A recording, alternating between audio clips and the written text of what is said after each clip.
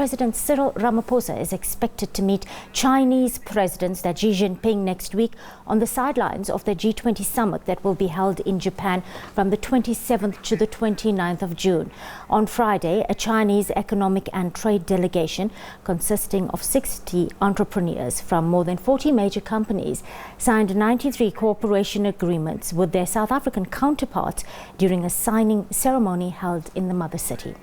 Well, during this event, South Africa's Trade and Industry Minister, that's Abraham Patel, said the 93 agreements between Chinese buyers and South African suppliers worth about 27 billion rand reflected President Cyril Ramaphosa's State of the Nation address in action. Patel said the agreement prioritized improving the structure of trade between the two nations by working toward a more balanced trade profile and encouraging trade in value-added manufacturing products. Our engagement through platforms of this nature reflect our common determination to take our economic relations to greater heights. And ladies and gentlemen, many of you may not have heard yet of BAIC, but it's a Chinese automaker that has built the first new light manufacturing car plant in South Africa in the last 45 years in Kucha in the Eastern Cape, and it's beginning now already to make a difference to the employment situation of young people. Well, let's go back now to Professor Somadoda Fikeni. He's in our Pretoria studios. He's going to share some commentary on South Africa's trade relations with China. Hello again, Prof.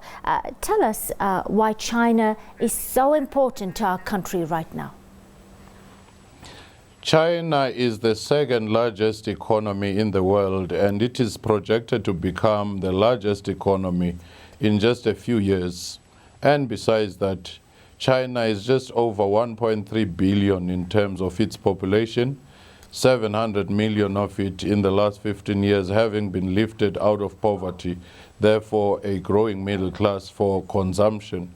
It is a perfect market not only for South Africa, even the established economies in Europe, in the US, they have been clamoring and running towards China. And secondly, China has become a manufacturing house of the world, especially with the high-tech manufacturing, as we see with the latest technologies in terms of communication, in terms of renewable energy. And therefore, China is a perfect partner for South Africa if South Africa is looking to grow its export and also import. But more importantly, South Africa has to get its story right in terms of beneficiation, because it can no longer be pit to pot, which was a colonial arrangement of trade. They ought to be bringing back the manufacturing. Therefore, our resources could be used to manufacture goods here and export them as finished products. China there should be pressed on transfer of skills. Yes, and Prof, you've actually preempted my next question partly. I mean, it took many by surprise when China became the continent's biggest or largest trading partner back in 2009, and they've done that now for the last 9 years, surpassing even America. I mean, we've got that One Belt Road project, and China was also instrumental in South Africa's bid to join BRICS. So on the surface, it looks like we're benefiting, but what do you make of concerns you've touched partly on now, that a new sort of colonialism is taking hold on the continent, and that this help is coming through, but it does come through with strings attached? Certainly, it will come with strings attached, as it was the case with the colonial arrangement, with the era of Cold War and many others that we've seen between the North and the South. In this case, a country that is able to articulate its position clearly is going to be less vulnerable to Chinese influence. But if you go to China not having a plan in place, protecting your factories, protecting your labor, and also insisting on balanced trade, which is the language they are beginning to speak, that is going to be very important. South Africa has a leverage using BRICS as well to insist on those things so that China doesn't become a replacement of some of the imperial practices that we've seen before. Yes. And it's in this new partnership that Africa simply can't afford to make the same mistakes over again, like you've said. How crucial does it become, Prof, that for African leaders to begin to critically interrogate this relationship with the Asian giant, the benefits, what we're actually getting from this relationship, and making sure and being cautious that China doesn't unfairly exploit the continent like others have before? The first one is for Africa to bargain as a continent, because once you have a continent, we have over 1 billion in terms of population, and our GDP is a muscle that you can bargain with. But if it's one country after the other having its bilateral agreements, then they are going to be muscled out of the way by China. Secondly, I do think that if Africa use its own continental AU platform, Agenda 2063, and also the free trade agreement and the infrastructure development, and say China develop an infrastructure that will make it possible for Africa to do trade with other African countries as a precondition, then they have a better position to persuade.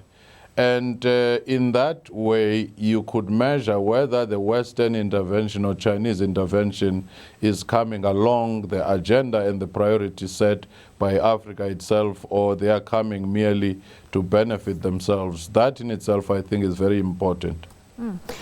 Prof, what do you make of South Africa's position on denying entry to the Dalai Lama, the Tibetan spiritual leader, because we haven't let him into the country on 3 separate occasions? That's 2009, 2011 and 2014. What does this tell us or indicate about the relationship that South Africa has with China? Because China does expect us to honor the One China policy, which recognizes the People's Republic of China as the only Chinese government and sees Tibet as part of China.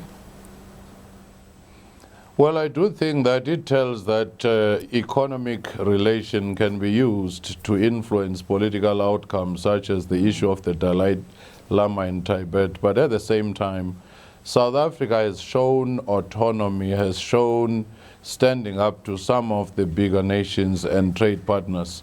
I don't see any reason why they should actually have a position on issues such as the Dalai Lama to say, we will insist on having good trade relations, but we will not be dictated to on each and every issue.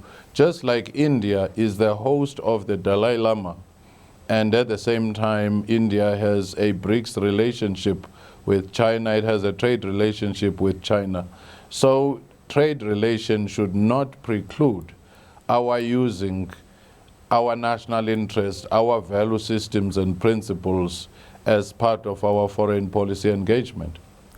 Professor Fakeni Somadoda there joining us from our Pretoria studios. Thank you so much for sharing your comments and expertise right here with us on the SABC News Desk.